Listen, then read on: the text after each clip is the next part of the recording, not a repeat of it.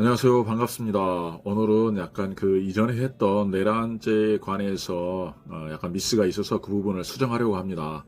국헌문란과 이 마음속의 내십적 영역 이 부분은 빼고 고의도 일단 뺐습니다. 그건 형법적인 문제이기 때문에. 그런데 이제 결과적으로 범죄라는 것은 행동을 할 때만이 범죄가 되는 것입니다. 이렇게 아무리 목적이 있어도 범죄 목적이 있어도 행위하지 않으면 범죄되지 않습니다.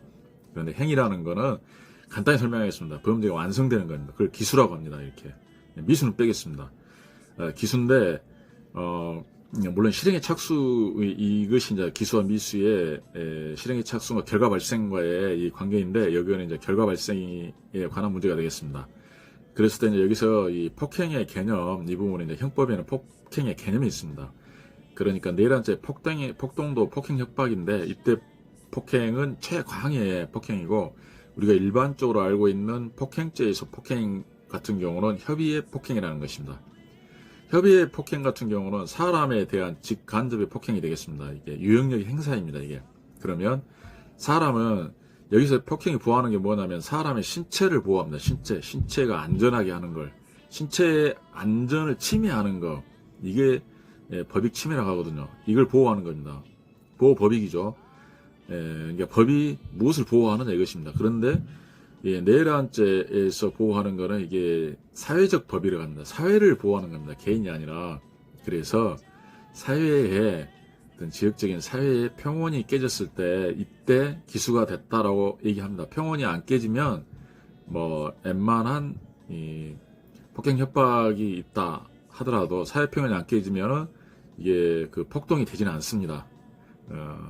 뭐 최협의의 폭행이었고 사람이 뭐 한거불능 상태에 빠뜨리더라도 뭐 개인과 몇 사람들이 했을 때는 사회 평형이 깨졌다라고 말하지 않습니다. 그래서 이 부분 그러면 사회 평온을 깰 정도가 돼야만이 기수에 이른다. 이것이 보면은 대부분의 판례였습니다. 그리고 이 법익에도 차이가 있기 때문에 기수 시기를 폭행과 같이 하면 안 되겠습니다. 폭행 같은 경우는 즉시범, 고동범이라고 합니다. 행위가 있으면 바로 폭행이 되는데 여기서 이제 사회적 평온이 어느 정도 깨졌느냐 그거를 전체적으로 다 파악해서 평온이 깨졌다 할 때 기수에 이른다 하겠습니다.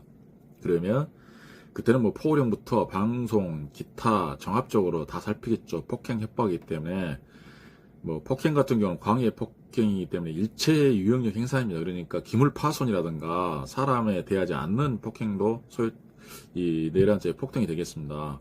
그리고 해하고 고지, 협박도 마찬가지로 그 사람들이 공포심을 느끼지 않더라도 이렇게 협박이 된다는 것입니다. 이게 충족한다는 겁니다. 그랬을 때 이제 사회의 안정이 지금 소란스럽게 이렇게 깨지는 것인데 이 부분 같은 경우는 일단 저 같은 경우는 이게 한 지역 이상이어야 되는데 한 지방 이상이어야 되는데 이번 같은 경우는 저는 포고령이 전국적으로 방송이 되었고 또 중계가 되었고 또한 가장 중앙 핵심 기구를 장악하는 국회 전국적 어떤 그 기관인 헌법기관인 국회와 중앙선거관리위원회에서도 핵심적인 보면은 뭐 법무가 되겠죠. 그 부분이 이렇게 침해를 당했기 때문에 두 헌법기관 그리고 이게 중계가 되고 군이 출동하는 걸 다 알고 이게 비상계엄을 선포하면 과거로 봤을 때 사람들이 굉장히 공포심을 느낍니다. 이게 평온이 전국적으로 다 깨진 거라고 생각합니다. 그리고 보면은 이제 전에는 국회의 헌법기관의 기능을 불가능하게 하였다라는 이 부분들 그 목적이라는 거죠. 요거는 이제 사회적 평온을 깨는 거고 이건 마음속에 있는 목적 평온이 이제 깨지는 거 이 부분에 이제 미스가 났다 이거죠. 근데 뭐 국헌 논란의 목적은 국회로만 이렇게 얘기했는데 중앙선거관리위원회도 마찬가지입니다. 그것도 헌법기관이고 또한 선거 때만 중앙선거관리위원회 기능이 있는 것이 아닙니다. 선거 자료를 보존하고 관리하는 것 또한 중앙선거관리의 업무입니다. 여론조사라든가 그랬을 때 이렇게 군인들이 불법으로 침입하여서 또 일부 직원들을 뭐 감금했다고 그랬지 않습니까? 이러한 방식으로 중앙선거관의 업무를 사실상 어떻게 보면 불가능하게 하였지 않습니까?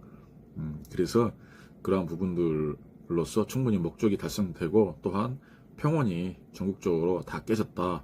이렇게 저는 충분히 인정을 한다 하겠습니다.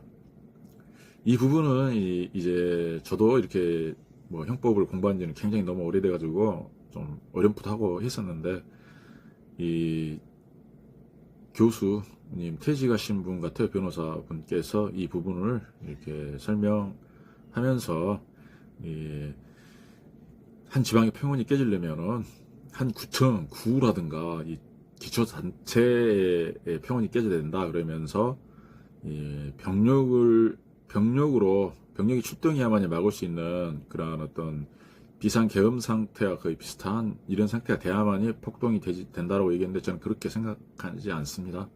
그래서 이제 정확하게 한번 다시 찾아봤습니다. 이게 뭔가, 그 부분이 무엇인가, 자고 생각이 틀린데 해서 찾아봤습니다. 그래서 이 폭동 같은 경우는 경찰력으로 진압할 수 있어도 사회 평온이 깨지면은 충분히 기수가 되는 것입니다.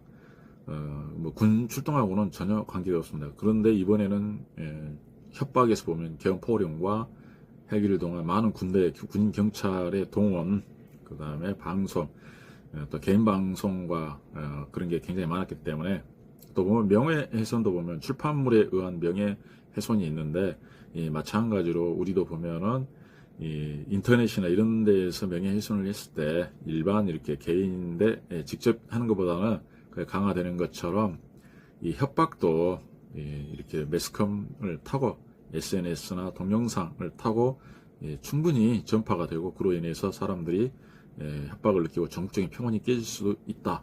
그리고 폭행 장면이나 군 출동 과정에서 유창을 깨는 이런 폭행 같은 경우도 전국적으로 이렇게 바라보면서 그 장면이 충분히 협박이 되고, 또한 그러한 모습들이, 폭행의 모습들이 방송을 타고 갔을 때에도 충분히 사람들에게 유형력 행사로도 바라볼 수 있지 않는가. 이 부분은 너무 좀 많이 나간 것 같습니다. 아무튼 그렇습니다. 그래서 결론은 이렇게 법원의 판결로서 나중에 결정이 되겠지만, 제가 봤을 때는 충분히 내란죄가 성립할 수 있다.